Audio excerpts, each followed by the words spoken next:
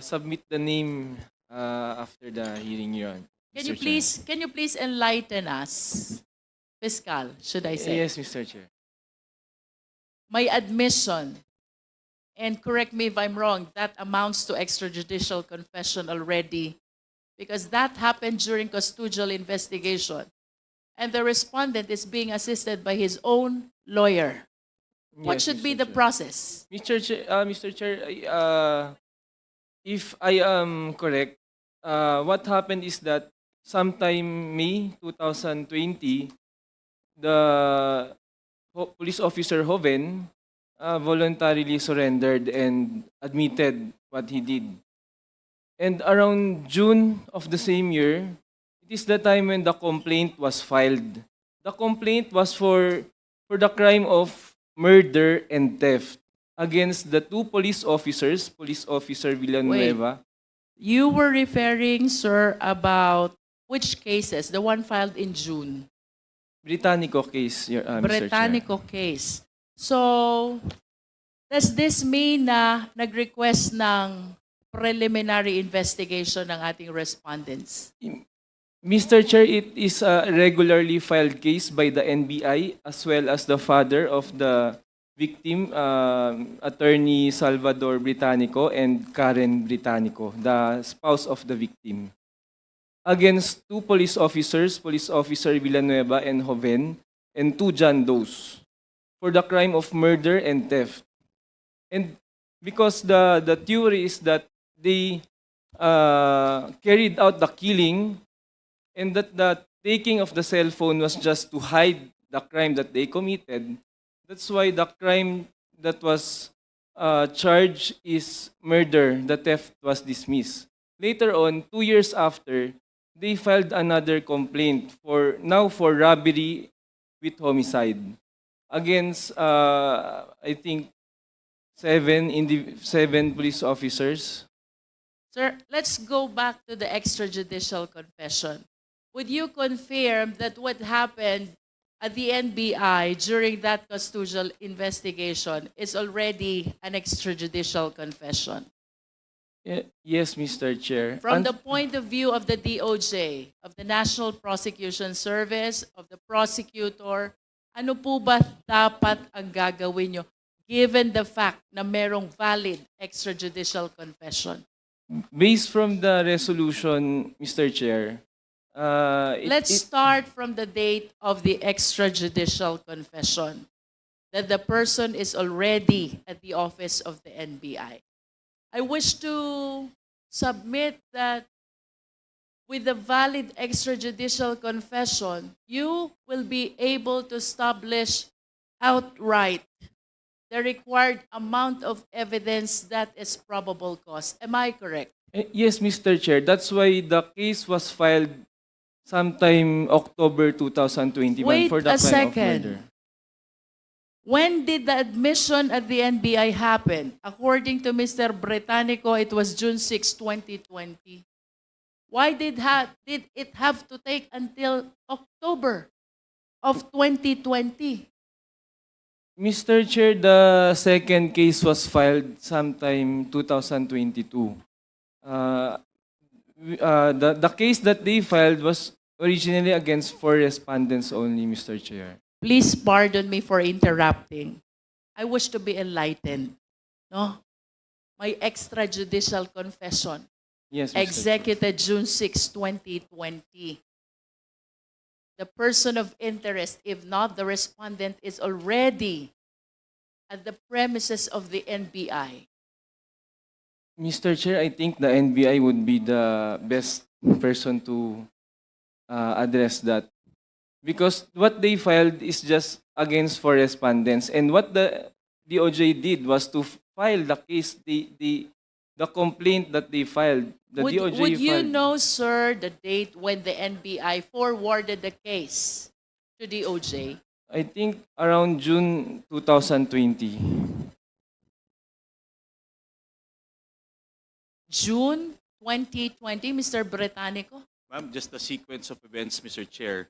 The NBI first filed their case, which my father was also signatory. Doon lang po tayo sa first case, sir. Yes, yes. May 29 of 2020. So the very day when your brother was killed, May 29, 2020 po. So, 2020. yes, so about When did the incident happen? January 19, 2020. January 19. Opo. Alright. So na-file po yung case ng May 29, 2020. On June 5 po, Joven surrenders po, sa Iloilo. Tapos he was flown po to Manila, and on June 6, that was when po he was he was in NBI TAF po. And that is when he made the confession po to the NBI at the time. Alright. Balikan ko po si DOJ. This is actually an inquiry that I wish you will impart to all of us. From the point of view of the fiscal, mayroon kang valid extrajudicial confession. You will agree with me if I would say that that is enough to establish probable cause, right?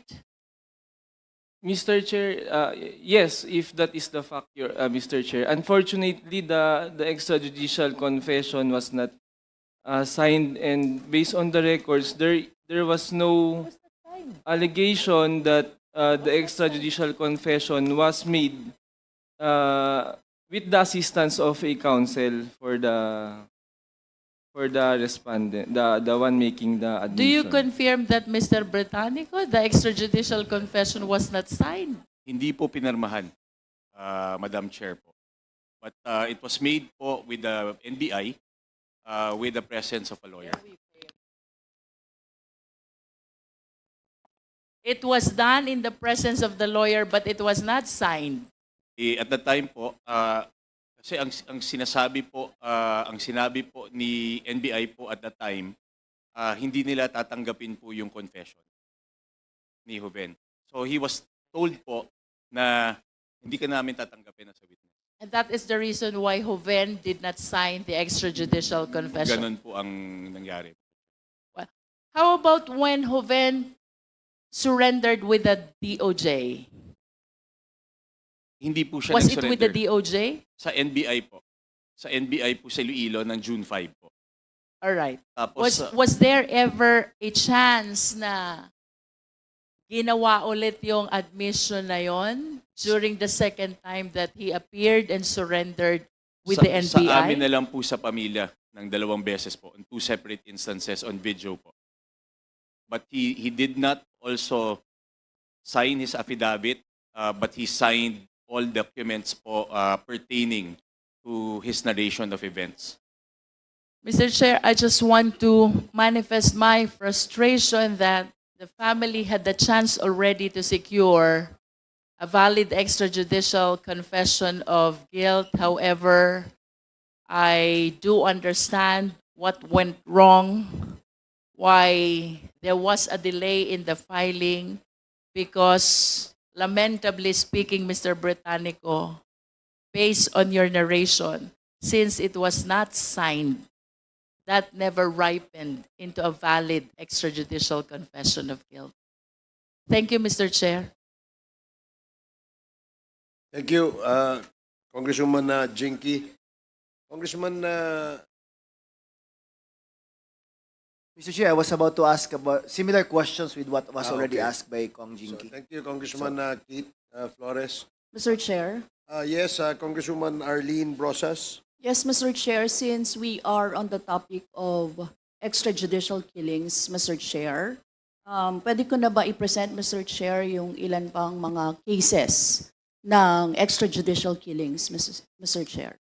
Please continue. Yes, Mr. Chair, since nagbigay po ng copy yata ng pahayag yung mga dalawang pamilya po na narito, si Rosenda Lemita at si Lizelle Asuncion, ang asawa po ni Manny Asuncion at ang nanay ni Chay Asuncion, Lemita. Sila po yung mga biktima ng Bloody Sunday. Mr. Chair, siguro dahil meron namang copy yung mga colleagues natin, baka pwedeng direct questions na lang. I will direct my questions to the family, kay Nanay Enda. Tapos siguro magtanong na rin ako ng ilan sa ating mga